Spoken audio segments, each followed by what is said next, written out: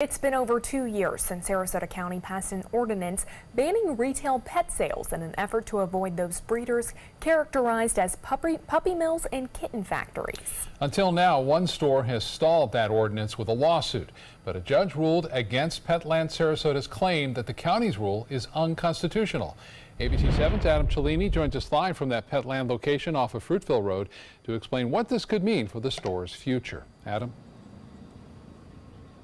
Yeah, Scott and Jacqueline, good evening. We went inside the store earlier today. They are still selling puppies inside, which they have been able to do while that ordinance was tied up in the courts. And although a judge did make a ruling earlier this week, many are expecting this battle to wage on for quite some time.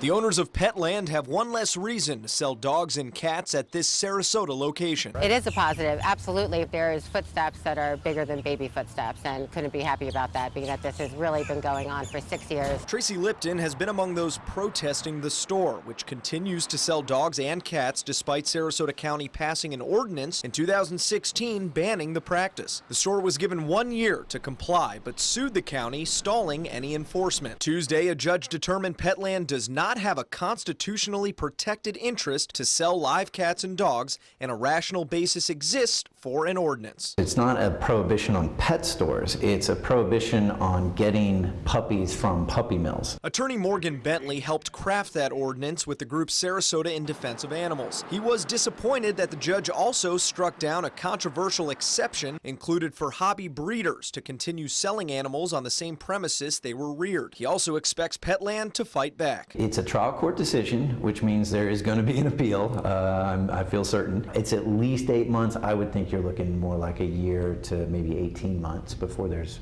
finally a ruling. Lipton admits she's growing impatient with the legal process, but this ruling makes the wait easier. I'm confident that the ordinance will be upheld because it's legal, and they could tie it up in the courts only for so long before it has to come to an end. Now, we reached out to Brad and Kristen Parker, the owners of this Petland store, as well as their attorney Thomas Schultz, but our requests for comments were not returned on Friday. Back in 2015, though, as this ordinance was being discussed, Brad Parker did tell ABC 7 that that ordinance could close down this Sarasota location. Live in Sarasota, I'm Adam Cellini. Scott and Jacqueline, back to you. Adam, thank you so much.